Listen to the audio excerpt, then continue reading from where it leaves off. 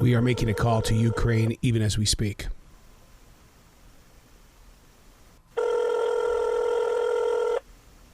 I've been talking with Joe on Facebook for the past hour and a half. He should be answering any time now.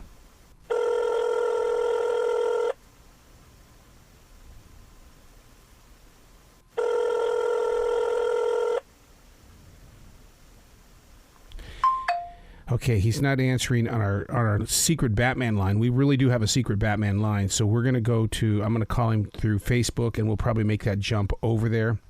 And, it's just one of those things where you don't want the Russians to hear what you're talking about. And so we're going to try now through Facebook, at least to get him started. Arrow. Hey, there you are. I was trying to call you on the other one, the more private one. Yeah, which is better? I mean, if we're going to record, it doesn't matter. Okay, what's best for you? Because I don't want anybody to pinpoint where you are, because those guys are playing nasty baseball right now. I think it doesn't matter anymore. Okay, well, okay, I get it, dude. You really hit me hard on Facebook yesterday when you said that you went by that mall and that mall is no more. Yeah. Jesus. Yeah. And when I realized it is I saw the scenes of the attack, and then I saw Russian propaganda, and then Americans who follow Russian propaganda, and Americans who watch Tucker Carlson saying that the attack was fake. And I was looking at these posts on Twitter, and as I looked at it, then I saw pictures of the mall before it was attacked, and I realized I had seen that same mall 2 weeks ago as I was driving by. Can we talk about Tucker Carlson for a moment, because this guy seems to be feeding them.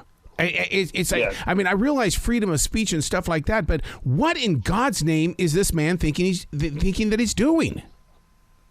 Yeah, well, I always believe in freedom of speech. So,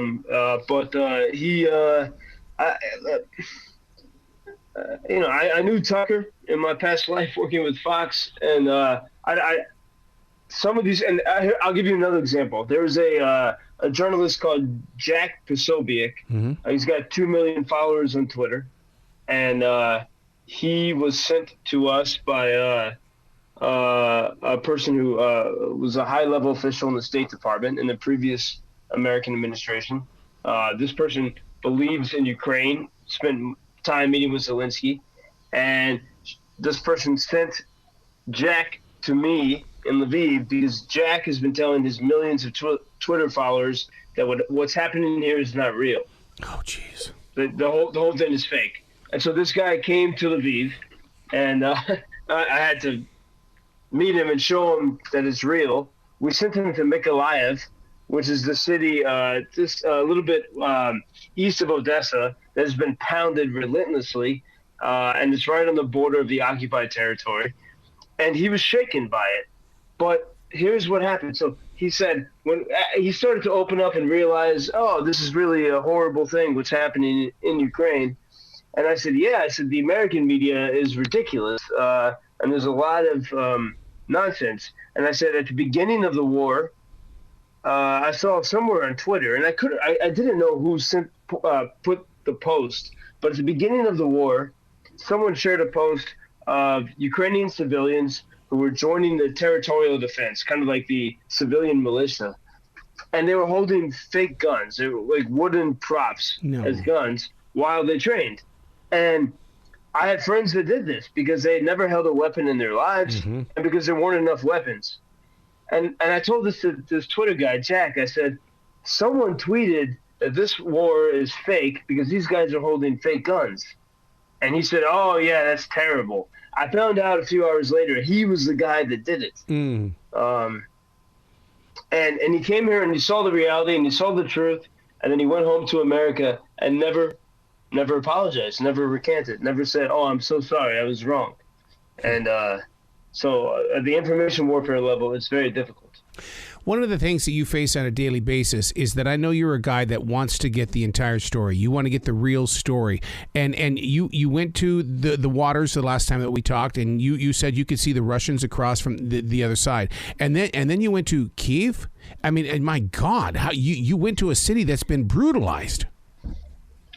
Yeah, we went to Kiev, and then actually today I was in Donetsk for the fourth time. Donetsk is now that the Russians have completely taken the province of Luhansk, they're moving into Donetsk, and they're shelling relentlessly a number of cities in Donetsk. I have friends who are soldiers there, so we went to deliver supplies, things they need for the summer, like lightweight tactical shoes and T-shirts. The best we can afford, because the money supply is running out. It's very difficult to get supplies for Ukrainian soldiers. And I went to meet these soldiers, and 2 weeks ago or so, we had delivered supplies to some of these guys, but their barracks was completely annihilated. So today I met them in a field, and the situation is incredibly dire. And then as we are coming back toward Dnipro, maybe we were about an hour outside of the city of Dnipro, fourth biggest city in Ukraine, 1 million people. Beautiful, beautiful summer day. And these amazing, Eastern Ukraine is a garden, Errol. It's a garden. There's so much produce. We stopped at a cafe for lunch, and I had the best tomatoes I've had in my life. Wow. And it's such a contrast with the horror of this war. But as we're driving, maybe an hour away from Dnipro, and this is the second time this has happened to me on this same road, 2 jets flew no higher than 100 feet above the ground. Oh my God! And all the intelligence that we have says the Russians have been flying extremely low in order to evade Ukrainian radar and Ukrainian air defense. And we didn't know if these were Ukrainian or Russian jets. And I couldn't get a good look at it from the car I was in. But there was a little bus next to me, and all the people in the bus, they were pointing and looking at this nightmare in the sky. And my phone was off because we had to protect the people we were visiting. So we were in total lockdown. Yep. But then about an hour later, we pull into the city of Dnipro, and the city had been hit, and it was hit by those missiles that came from those jets that flew over our heads. Jesus. It was horrible. Joe, I've been at Charlotte Motor Speedway when the jets fly over for the Coca-Cola 600. By the time you realize the jets have flown over, they're gone. I mean, you really don't ever catch them. So is it the same thing for you that by the time you hear that roar in the sky, they're gone? Absolutely. Except just imagine that you're at Charlotte Motor Speedway. Let's say you're at like the track level, and the jet is just maybe a few feet above the highest skybox. That's I can't Absolutely imagine crazy. it. No, because we've had I was there when there was a stealth fighter, and it was like that was the most haunting thing of my life. And you are living this life right now. Yeah, and it's getting worse, and I think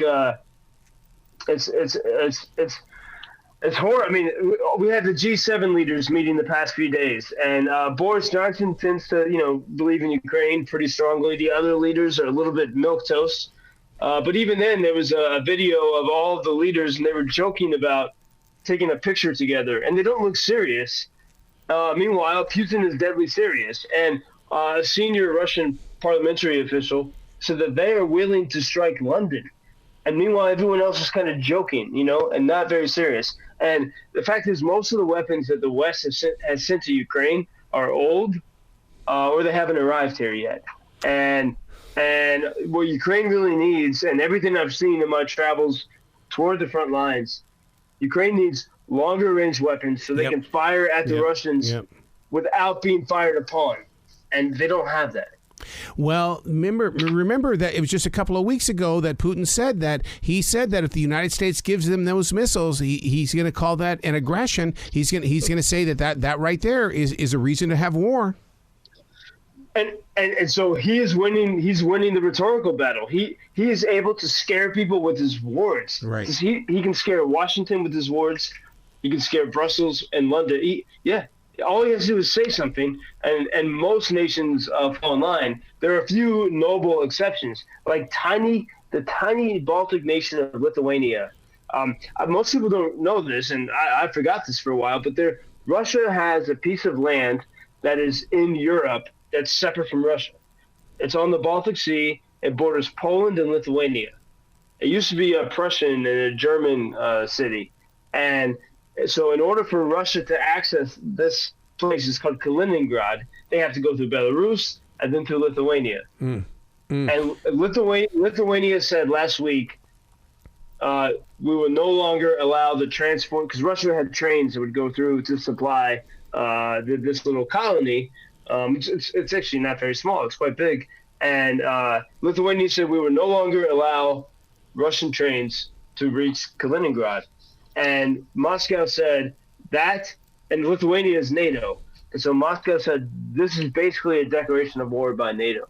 So I would say Lithuania and the other Baltic states, these tiny countries, they have been the boldest and the bravest, whereas America and France and Germany have been timid. They've been afraid of actually engaging Russia on this. Joe, we're in a situation in America right now where the insurrection hearings have dominated. First of all, we went through the Johnny Depp Amber Heard trial, and now we're in the insurrection hearings. And all of a sudden, anything in Ukraine is now page 55. And most people don't even make it to page 3.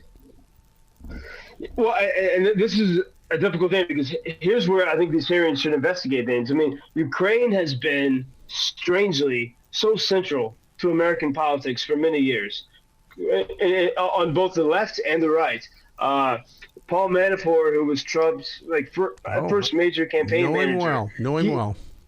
He worked for Yanukovych, the president that the Ukrainians got rid of in the revolution of 2014, right? And then in that same revolution, the Ukrainians kicked out the pro-Putin regime, and that regime went running away to Russia.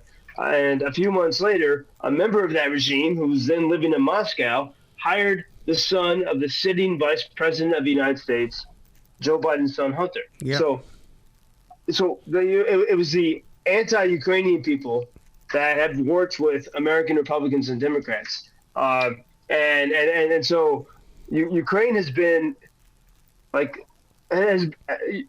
strangely, and there's so much in the middle of American politics, and it was the cornerstone of the Democratic case for the impeachment of Trump. And I think there's a lot more there that needs to be investigated. And and this is maybe something we can explore later. I mean, I visited the White House in October 2019. I had just been in Ukraine for a month, and it was a Trump White House, of course, but it was during the sort of impeachment frenzy. And when people there found out I had been just the fact that I had been in Ukraine, they freaked out. And I was ordered to leave the grounds of the White House simply because I'd been in Ukraine.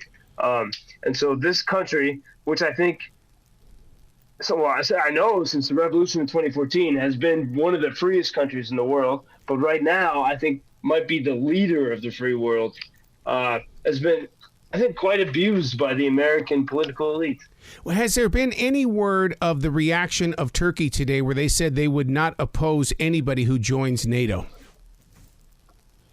I saw those headlines. I think here there's too many, on the ground, because I get asked that question a lot. Like when these global things happen on the ground, Ukrainians don't have time to really think about those matters, even though they do matter. So I haven't talked to anyone here about that today, while we had jets and bombs flying over our heads. But I was happy to see it, and I was surprised actually to see it, because Turkey had been very much opposed to Sweden and Finland. But maybe someone has brought them around to realize that a world controlled by Beijing and Moscow is not going to be a happy world. But Turkey is a totalitarian society, unfortunately. I mean, the leader of Turkey has rejected the beautiful legacy of Ataturk from the 1920s, where they created an equitable and free society. So Turkey is in between, and I don't necessarily trust anything that the leader of that country says. Do you think that you are an archaeologist right now, or a teacher, in the way that you are bringing up so much history from the past to educate a modern day generation versus, hey, look, here's what's going on as a journalist, but you need to know why we are here? Well, Errol, as always, you help frame these things in in a meaningful way, which is necessary to sort of get purpose to this moment. But maybe so. Maybe part of the reason why I have to be here is to be some kind of archaeologist and to see. I was wondering that today, Arrow, as we were driving. We have a great driver who's very fast and swift in case there were, things coming after us. And as we went deep into Donetsk, at 1 mile at one point we were only a few miles from Russian controlled territory. And but that's it. It's a living archaeology, and we have to be able to look. I realize this driving through Ukraine today. Ukraine is kind of like the Texas of Europe. The Ukrainians are fiercely patriotic. They just want to be free. They're very self-sufficient, and every single person in this country is mobilized of their own volition, not by order of the government, to protect their lives and what they have. I know this. There's a great warrior was a great Ukrainian warrior in 2014, and he was telling me how he had to forge his paperwork in order to get back into the military. So, that's the Ukrainian mentality. They will fight like hell to be at the forefront of this fight. As I'm driving the roads of Ukraine, so many cars and trucks that I see, they have Ukrainian flags, very patriotic, and they'll have words that you can't repeat on radio about Putin, on the back of the windows. Say it. This is a podcast. You can say it. I can say it here. Yeah. Well, I'll say it first in Ukrainian. Putin huilo. Go fuck yourself, Putin. and Arrow, even on the imagine this. Imagine you're driving the highways of North Carolina, and every single navigational sign, the green signs in the highway, is blocked out. And Ukrainians have done that. So when the Russians come, they get confused because if they can turn off the Google here, then there's no navigational signs. So most of the navigational signs in the highways are blocked out. But every once in a while, there's one that's simply been replaced. And then instead of saying like Kyiv 100 miles, 100 kilometers this way, it'll say, hey, Russians, fuck off this way, and then fuck off that way, and fuck off left and right, and it'll say that in Ukrainian, and there's two types of billboards you see. There's not many billboards on Ukrainian highways. You just see beautiful, pristine farmland, but in the war, two types of billboards. They're either prayers, and they'll say in Ukrainian, "Dear Lord, please give our soldiers strength," things like that, or the complete opposite in a way. It'll say, Russian ship, fuck you. So you see these alternating, very pious and holy billboards, and then there's like, Russians fuck off. And or Putin is the other words that I can't even repeat in the podcast. So you see there the spirit, like there's the piety, but there's an anger, and this anger was especially evident yesterday when that shopping center was attacked. Oh, God. It's an absolute horrible nightmare. And we on Saturday there was a group of musicians from Ohio that bravely came here, and they wanted to get closer to the front. And so I brought them to that city that we talked about, Nikopol, right across the river, where you can see the Russians. It's a very the widest point of the Dnieper River, and you can see the Russians across the river, and they controlled the largest nuclear plant in Europe, which is terrifying. When they fired missiles to Kyiv, one of the missiles was extremely close to the nuclear plant, which is another terrifying thing. Anyway, we brought these musicians from Ohio to this riverside spot. They played music for soldiers and children and volunteers, and we had this moment of people were dancing in the shadow of death. And I hope the Russians had binoculars to see that the Ukrainians can still have some kind of joy during this time, because I don't think the Russians have that. And after the dancing, they played a Ukrainian folk song, and I was talking during that song with a Ukrainian woman, and she's always very confident and cool and collected. And then she started to hear this song, and she broke down in tears. Oh. She cried for 2 minutes straight, and she cried because that song reminded her of everything that she's ever known of her country, and the peace that they had, especially these past 8 years, and the possibility they had, and how all that is being absolutely threatened, and all she could do was sob, and I think that is true of almost everyone here. Like, just a little bit under the surface, everyone wants to break down and cry like that, but they know they have to keep going and fighting. That band, your family is connected to Scythian. Was it Scythian?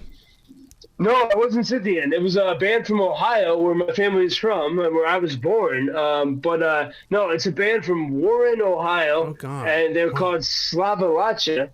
And 2 years ago, remember when Belarus, the people of Belarus were trying to resist Right. against the regime, at the same time the people of Hong Kong were trying to get their freedom, and then the pandemic stopped all this. So these musicians from Ohio realized some connections between the Appalachian music and Slavic music, and it really, it was a beautiful thing. And they partnered with Belarusians and Ukrainians, and they came to Ukraine because that was the free country where they could help Belarus. And so then when the war started, they began to play concerts throughout the Midwest. They raised money, and they came here last week to help. And they, when we were on the bus with our driver going to that city, Nikopol, I realized these musicians, and we had some translators and film crew. Everyone there was extremely brave. I mean, they were driving to the edge, to the front, and they were afraid, but they were courageous, and because of their fear, they were courageous, and their mission was, they knew that if they could go to the edge and share it with the world, maybe they can keep people interested in supporting the cause of free Ukraine. Because I know of your family's spiritual connection and stuff like that, when you say that you're on the bus, do you ever feel like that you're on a donkey and you're riding that donkey into a village? You know what I mean, right? Yeah. I mean, you always put these things so well in a way I hadn't thought of before, but as you say it now, absolutely. I think that was, in a way how we felt. I mean, that is how we felt. And we're in this bus, and at one point, as we go through these beautiful fields, the color of chartreuse and different shades of green, and then we can see the nuclear plant. Oh, God. And when we saw that nuclear plant, it's across the river. We could see the cooling towers, and that was everyone else in the bus. That was their first time they had eyes on something controlled by the Russians, and it was like looking at Mordor, in Tolkien, but then we had, as a contrast, these lovely, beautiful fields, and then we had the moment of people dancing on the river banks across from the Russians, and you have this. I mean, that is I'm glad you laughed, because that was an act of amazing defiance, and it's like the little hobbits dancing in the face of the absolute evil, and who's going to win that? And Arrow, while that happened, there was smoke across the riverbanks. Oh my God. I later learned that might have been the activities of Ukrainian partisans fighting back against the Russians. But there was an old woman at our event, and she said that smoke is the Russians blowing up because they saw the Ukrainians dancing. They saw joy, and they couldn't take it. I hope that's true. So now, the Ukrainian president yesterday or today said that he wants this war over by the end of the year. That puts a timestamp on things. I mean, is that feasibly possible? It's possible only if the West really wants victory for Ukraine. And unfortunately, I mean, I was talking recently with friends in Washington about, what is the real mood there? And several people told me, and maybe they exaggerated by 20% here, but that 90% of Washington wants us to continue like we had Afghanistan because it keeps the defense companies happy. Just, slow trickle of funds for weapons. And unfortunately, and then the other 10% wants Ukraine to negotiate. No one is thinking of actual victory for Ukraine. No one in Washington, no one in the White House talks about Ukraine as a free country. Kamala Harris simply described it as a country that's smaller than Russia, and they missed the point. It's a country that used to, for centuries, has been oppressed by Russia. That in 2014 said we will be free, we will govern ourselves. Right. And no one talks about the Ukrainian freedom, which goes back to the freedom of the Cossacks. It's always been kind of a wild nation, and but as I've seen in Donetsk, being at the fronts, and hearing the stories from many friends, there are friends who I've delivered supplies to recently who are now in the hospital, and it's horrible. It's getting worse and more serious. Russia, as of last Saturday, began a new escalation by attacking Kyiv and Dnipro and Lviv. Yep. And so Zelensky, he needs to say that, but it's only if the West gets serious. Yeah. That's it. How can the West get serious when they're stealing the rights of women here in this country? And not only that, but there's projections that they're going to steal the rights of other people as well when it comes to the LGBTQ and stuff like that. Because all of a sudden we're no longer the free nation either. Well, I think America's not a free nation because we don't have a democracy where we can talk about things with each other, and so we're not free. We're imprisoned by our anger. Oh, yep. And like that's one thing I saw in the pandemic. Americans are screaming at each other about the vaccines and whether or not to wear a mask. In Ukraine, there was not any of that. However you choose to handle it, you choose to handle it, and it was very calm and peaceful. It was quite a nice democracy, I thought. But in America, everything is and it's a lot of things to explore there. I think, look, I think that, obviously the Roe v. Wade decision, and no one here even can think about that. There's no space for that. Right. But American democracy, like in some ways, returning that to the States where people can argue and debate about things, that is great. Like, that's where it should be decided, not by, in some ways that decision was great because it took it back to the people. But unfortunately, it took it back to the people in what year is it, Arrow? I can't remember now. It's still February. Like for Ukrainians, here we call it today February 150th day of February because it hasn't ended. Shit. I totally get that because here's why I swear that Americans are starting to go in a different direction. This is how you're going to get Americans refocused. 80% of the people that move through my line at Harris Teeter have EBT cards. Take them away. Because those in Ukraine do not have that luxury. And so take away the cards here in America, and I guarantee you this country will change. Wait, what is that? Those are like food stamps? Or? Well, dude, there are people that have EBT cards that you look at them going, really? Really? Well, Ukraine, everyone knows how to grow stuff. As I said, I'm in a war zone. In a poorer region of the country, and I had the best tomatoes I've ever had in my life today. There's never been a shortage of toilet paper, not in the pandemic and not in the war. Ukrainians know how to survive, and they're self-resilient, and they're because of that they're actually extremely wealthy, extremely because that. And America, our wealth is a fiction, right?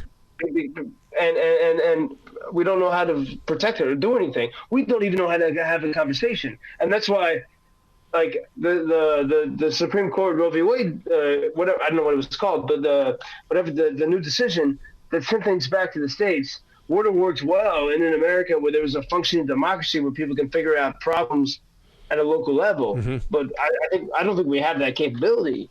I don't want to be too negative about it, but I mean, there was a warrior from American guy who was fighting here in Ukraine, and maybe I mentioned this to you before, but he was so disgusted by how we finished Afghanistan. Yep. And that was his whole career, 20 years, and he needed to redeem his own life, and so he came here to Ukraine, and he said, "Here, I can fight for this cause," and he's ashamed of America because of Afghanistan and other things, and he said, "I don't want to go back. I will stay here and fight." And in the war, I'm actually happier here because we have solidarity, and even in the fear. When you run into soldiers like that, because I mean, I'm starting to read more and more stories about that, how people have dedicated their lives to the country. My worst fear is that someone's going to say you're a traitor because you went to another nation to help them. How can we break free of that and get more people in there to help? Yeah, I mean, we've had so many great Americans come to help. Although at the other time we have a lot of people coming in just to make a buck, which is a difficult thing. Right. But or to profit or to prolong the war. But I think, I mean, there's a trend in American thought saying, oh, we don't need to fight someone else's war, and I understand that because we had these bad wars in Iraq and Afghanistan for 20 years. But this is different, and if you read the history of 1930s, Ukraine was not a country where they needed to learn democracy. They've been always democratic, going back to the Cossack days. I mean, they have a fierce tradition of it, and so this is a country that has always been the gates of Europe, the gates of the West, of Western civilization, and once again, it's under threat. And we have a regime in Moscow where the number 2 guy in the Russian parliament said, "We're going to bomb London one day." Oh God! He says it.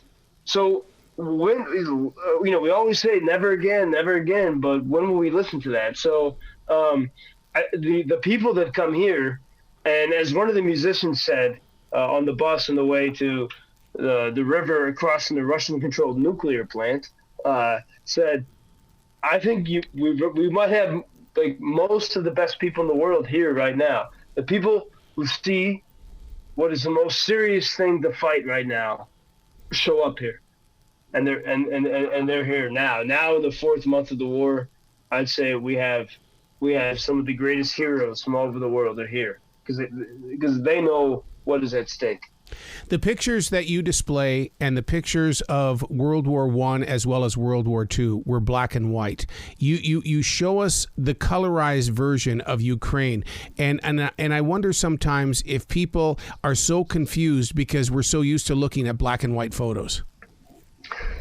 Yeah, I think that's part of it, and also there's like for example, the fact that people were at the shopping mall that was bombed, some of the negative, pro-Russian stuff and the negative American comments were, well, why would you be at the mall during a war? Well, I'm so sorry, but it's the 4th month of the war.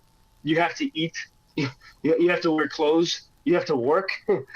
People have to keep going, and so the colorized version that we can see now because of social media is not only color photographs, but it's like the cafes work. You sit, you can have a beer at a bar. People have to, they need to, and that happened in World War II. It's happening now, but now we can really see it and understand it. Today when we were delivering supplies to the soldiers, we saw some rockets in the sky, but then it was peaceful. And I read this, I forget what, maybe it was Hemingway or something, but probably it's common in a lot of war literature. But most of war is waiting. There's a lot of quiet moments when you're waiting, and that's the reality of it. It's not constant, maybe we think of everything as a movie in America, right? So, the constant alarms and panic and bombs, but no, most of it is the waiting. And in the waiting, you got to live, you got to eat, you got to feed your family, you got to keep going. And the Ukrainians are doing that incredibly well. I mean, that's as you travel the highways, I realize every single car that we pass, everyone is living the same nightmare that we're in together. Yep. But everyone's keeping going. You have to. Wow. How are you keeping PTSD at bay? Well, it's for example, when we came back from the city near the nuclear plant, we came back to Dnipro to spend the night, and I had a strange. This will relate to you from our neighborhood in Charlotte, but I had this dream, and this has happened a few times in the war. It turns out when I was having the dream, there was an air raid alarm actually occurring in the city, and Dnipro got hit. But I didn't properly wake up. But I heard strikes. But when I heard the strikes, I saw a strike from like 3 weeks ago when I was on the southern front, where the Russians fired at us as we were waiting for our military escort. They are with artillery shells. They were the next field, one field away from us, maybe 50 yards. I saw that that was in my dream, but Arrow. So I saw the artillery shell coming toward us, but then it landed in Gatehouse Court. No, shut up. Yeah, in the dream, and then I looked to the sky above the lake, back there, yes. And I saw more missiles coming down. Oh no! Into the middle of our cul-de-sac. Where across, because I grew up across the street from you. Yeah. And I saw. So all of a sudden, the war was transposed into that. So scenes I had seen a few weeks ago of actual Russian shelling was transposed to our neighborhood in Charlotte, North Carolina. My God! But then the other level of it, while that was happening, there were actual noises and shelling outside my hotel in the city of Dnipro. And so it was 3 levels of, so yes, the mind, it's a lot. It's a lot to, there's, I don't know if you call that PTSD or not, but I think if I were to go back to America, say tomorrow, I would have serious PTSD because with all the debates and conversations happening there, that to me would feel like I've left reality. I'd be knocking on your door every day saying, "Let's go for a walk. Come on, let's go." We would go for that walk. I look forward to that. Yeah. Someday. Yeah, and I do too as well, because I mean I know that you are taking in a lot, and that's I'm blown away by your passion, your dedication, your loyalty to broadcasting as well as being a journalist. I mean, it just blows me away. Well, thank you, Arrow, and it's difficult. It's difficult, and it's also I'm doing it independently too, which gives me more freedom, but also very difficult to keep going, and then and I need to just, always make sure that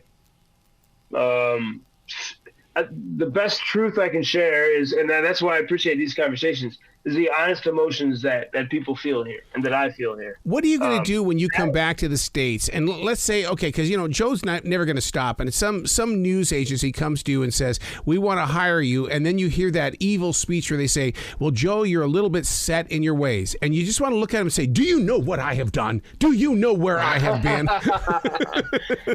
This is why I think I can never go back to that.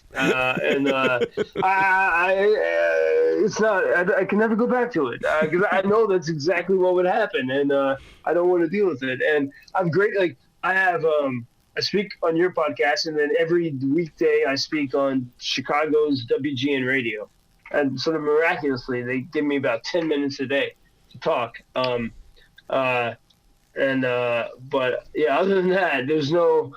I think, American media would say exactly what you have said, and no, thank you. I can't even imagine.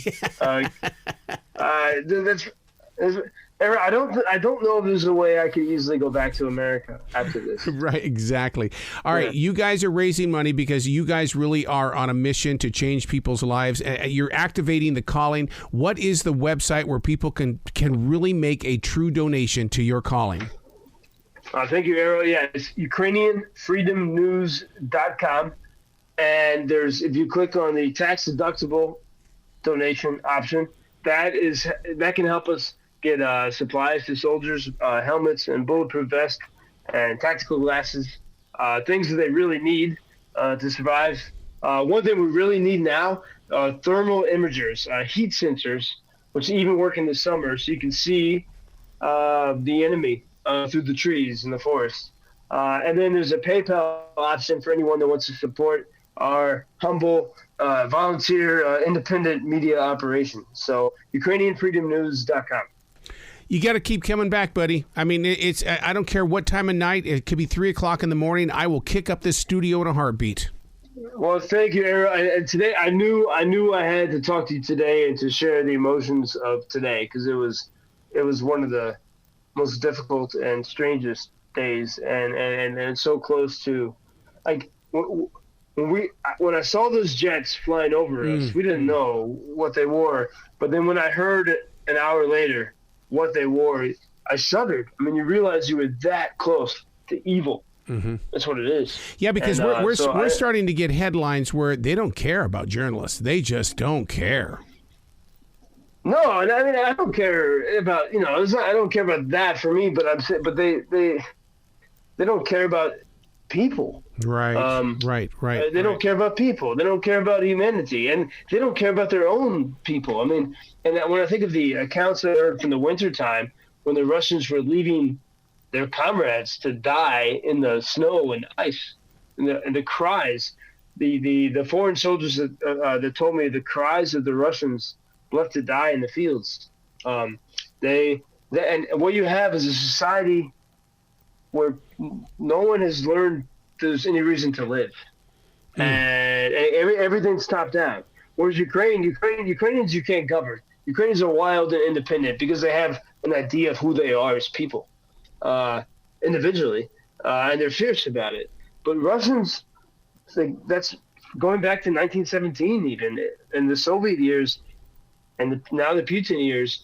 People aren't given agency. They don't have agency, and so they just do what they're told, and they don't know why they're doing it. And so there's no nobility, there's no passion, it's extremely sad, but also now it's a huge threat to all of us. Wow. Through you, we are educated. I cannot wait until the next time we talk, sir.